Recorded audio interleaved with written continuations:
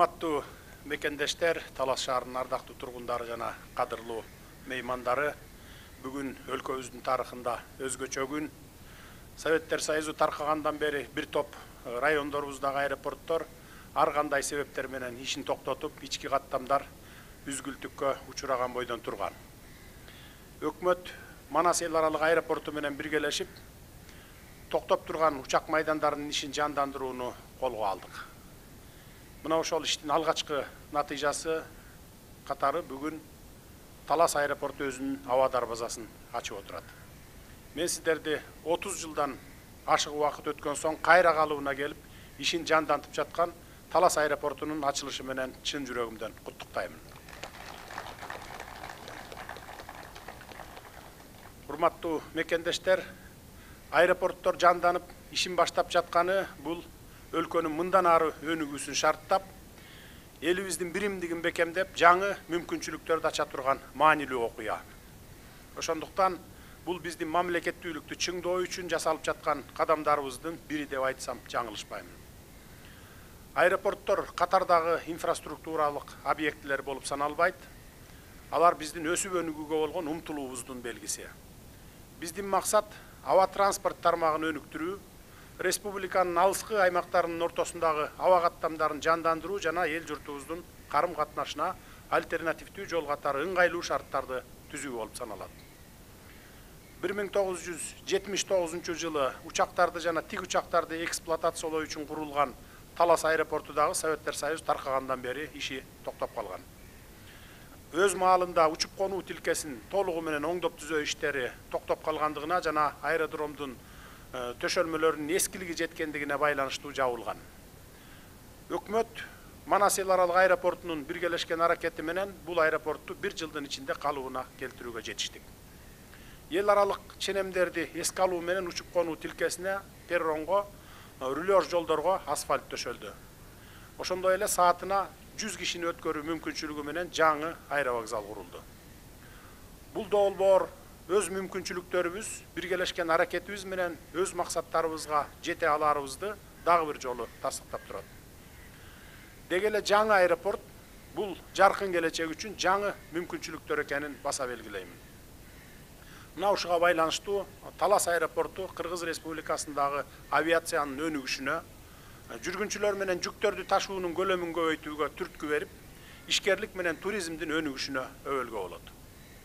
Ошондой эле кошуна өлкөлөр менен алака катышыбызды чыңдоого дагы жардам берет. Бүгүнкү күндө республика боюнча мурда иштеп жаткан аба майдандары менен кошо жаңы курулуп жаткан аэропорттор өлкөбүздүн аба транспорт тармагынын өнүгүп жаткандыгынан кабар берет. Маселен, учурда Каракол, Тамчы эл аралык аэропорттордун аэробекет комплекстерин куруу боюнча иштер кызуу жүрүп жатат. Нарын аймактык аэропортунун автобекетин куруу боюнча иштер толугу менен бүткөрүлүп, бүгүнкү күндө учуп конуу тилкесинде оңдоп түзөө иштери жүргүзүлүүдө. Ушул тапта Казарман, Кербен, Баткен аэропортторунун учуп конуу тилкесин оңдоп түзөө боюнча иштер аягына чыгып калды. Ал эми Баткен эл аралык аэропорту жерлерден келген учактарды кабыл алууда. Урматтуу кыргызстандыктар, Манас эл аралык аэропортубуздун алгачкы жолу ички авиа ташуулардын муктаждыктарын жабуу үчүн Q400 маркасындагы учактарын сатып алды. Буюрса, бул учактар Кыргызстанга келсе, Талас баштаган жергиликтүү авиа линиялардагы учууларды аткара башташат. Кудай буюрса, сентябрь-октябрь айларына келип учуп башташат. Азыркы убакта биздин тоолуу өлкөбүзгө дал келтирүү боюнча техникалык жасалгалоордон өтүп жатат, жасалгалоордон. Ошентип, биз бүгүнкү күндө калыптануу жана өнүгүү этаптарын башыбыздан өткөрүп жатабыз. Мамлекетибизде эл журтубуздун байгерчилиги үчүн ар тараптуу иш аракеттер уланууда. Өлкөбүздө туруктуулук болуп, коомубузда ынтымак өмүр сүрүп, элибиздин колдоосу болуп турса, албетте көздөгөн максаттарыбызды ишке ашырабыз. Коом турмушундагы маанилүү тармактарды ар тараптан өнүктүрүү менен элибиздин жапырт бутуна туруп кетишине бардык шарттарды түзөбүз. Кудай буюрса, келечекте 2020 жылга чейинки Кыргызстан жана 2020 жылдан кийинки Кыргызстан деген ат менен тарых барактарында калгыдай кылабыз. Урматтуу агайын туугандар, бүгүнкү көрүлүп жаткан аракеттердин, талбаган эмгектин баары биздин келечек муундарыбыз үчүн жасалууда. Андыктан барыңыздарды бул жаңы аэропортту жөн эле келип кетүүгө ыңгайлуу бир жай катары эмес, жаңы мүмкүнчүлүктөр, жаңы байланыштар үчүн аянтча катары да пайдаланууга чакырат элем. Жаңы аэропортубуз баарыбызга кут болсун. Ак жол той болсун.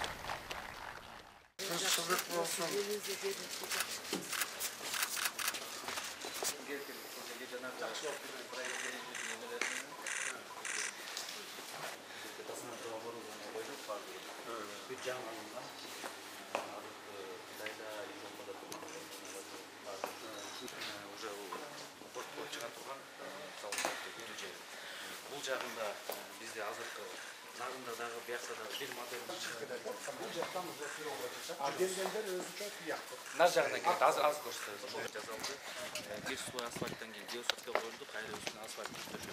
Ошондо бизде баягы азыр военный вертолеттор, самолеттор конгондо да кайра жакшы характеристика беришти. Ой, сонун ок болду. Кандай жана. Чоң рахмат сизге. 3,5 жылда аябай жакшы жумуштар болуп атат. 5 жыл.